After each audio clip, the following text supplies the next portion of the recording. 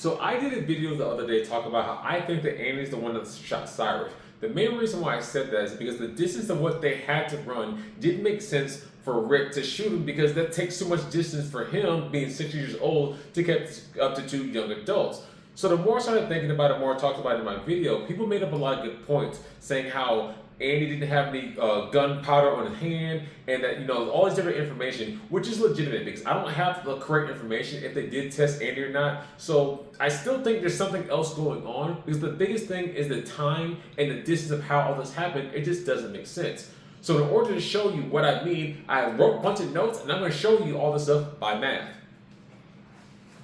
So here's what we know for a fact. Here is the store. We know that Cyrus was shot 130 yards from the store. Now, to make this a little simpler, and I'll explain why I'm doing this, I'm going to change yards to meters so this makes a little more sense. So it's 118 yards convert to 130, 118 meters convert to yards. So instead of 118 meters, I'm going to round up to 120 meters because it makes a little more sense. Now, the three people that ran 120 meters are Andy, Rick, and for Cyrus, I'm going to use red. So these are the three people that we know ran 120 meters. Now, when I was in high school, I was pretty fast. I was able to run 100 meters in 10.8 seconds. So we're going to start using Andy from that example. So he's not running in 10.8. Decent people who could run in about 12 seconds-ish. So just for the sake of this example, we're going to see that Andy is able to run 100 meters in 13 seconds. So if Andy's able to run 100 meters in 13 seconds, that comes out to 7.69 meters per second. So if Andy runs 7.69 meters per second for 120 meters to get to this spot, that means it takes him 15.6 seconds for Andy to run that distance. Now, let's go to Cyrus. So Cyrus, he was younger, so he's going to be a little bit slower. So for those same 100 meters, to make it simple, let's say it takes him 14 seconds to run 100 meters. So if it takes Cyrus 14 seconds to run 100 meters, that comes out to 7.14 meters per second. So in order for Cyrus to run 120 meters, it's going to take him 16.8 seconds.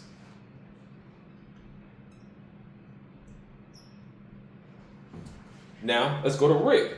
So Rick is 60 years old. So if we can guesstimate that Andy and Cyrus run about a second around each other for their speed, and Rick is 60 years old, I'm going to pretty much double to, let's say, it's 20 seconds. So I think that's pretty solid for 20 seconds for Rick to run 100 meters. So if it takes 20 seconds for Rick to run 100 meters, that means he can run that 100 meters in 5 meters per second. So 5 meters per second for the 120 meters equals 24 seconds.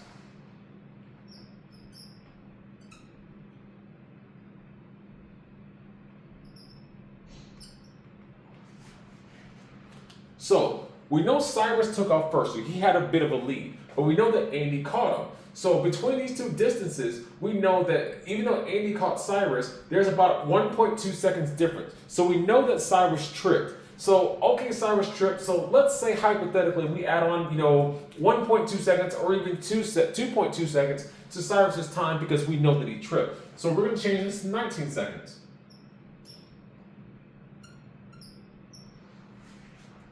So we have 19 seconds for Cyrus. Andy was already there. So let's say the total time Andy and Cyrus were together was around towards the end at 120 meters. So it's about 19 seconds. Rick is still at 24 seconds, and that's being generous. Rick is 60 years old. Even running 120 meters for the same distance the whole time is probably not 24 seconds. It's probably closer to 30 seconds. So let's put that up there, 30 seconds.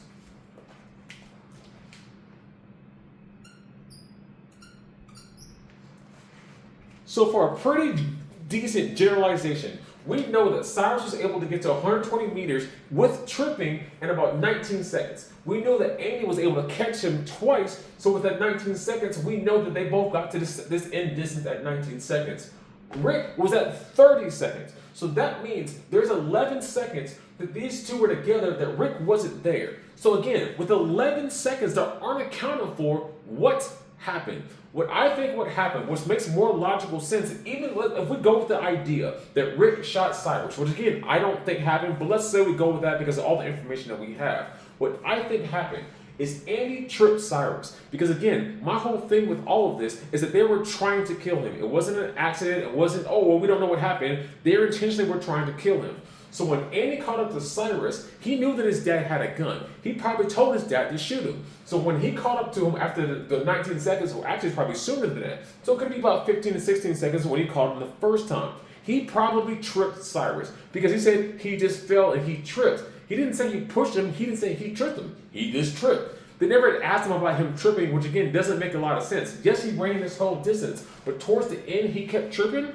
That's very strange that you've run that whole distance, 120 meters, and all of a sudden at the end you start tripping. Oh no, he just fell because he kept tripping him. Because he knows his dad, Rick, was going to shoot him. That's why he kept tripping him. And we said, oh, he was throwing stuff away. He probably dropped the gun before that. So the first time he tripped, that's when he probably dropped the gun. And then the second time he tripped, Andy tripped him both times to make sure that his dad could catch up so that he'd shoot him at the end. Because think about it. If he knows that his dad has a gun, if he knows that this happened before, but he doesn't have a gun on him, he's going to keep making sure that Cyrus can't get away so his dad can shoot him. Because think about it. Let's say the first time he tripped, why didn't Andy stop Cyrus the first time he tripped? That doesn't make any sense. If his whole plan was to catch Cyrus, why didn't he hold him down? Why didn't he do something so Cyrus couldn't run? But him saying, oh, he just tripped. I sat there watching him. He started running, and I was running again. It's almost as if he's waiting for something. Cyrus, when he tripped, Andy was waiting for his dad to catch up so that his dad could shoot him. That was the whole plan. Again, the whole thing from all of this was the plan was to kill Cyrus. Rick had the gun, and Andy made sure Cyrus couldn't get away so that Rick could kill him. There's an 11-second difference, and Rick was able to catch up to Cyrus because Andy was tripping Cyrus so he knew his dad could catch up so he could kill him. That's what I think happened.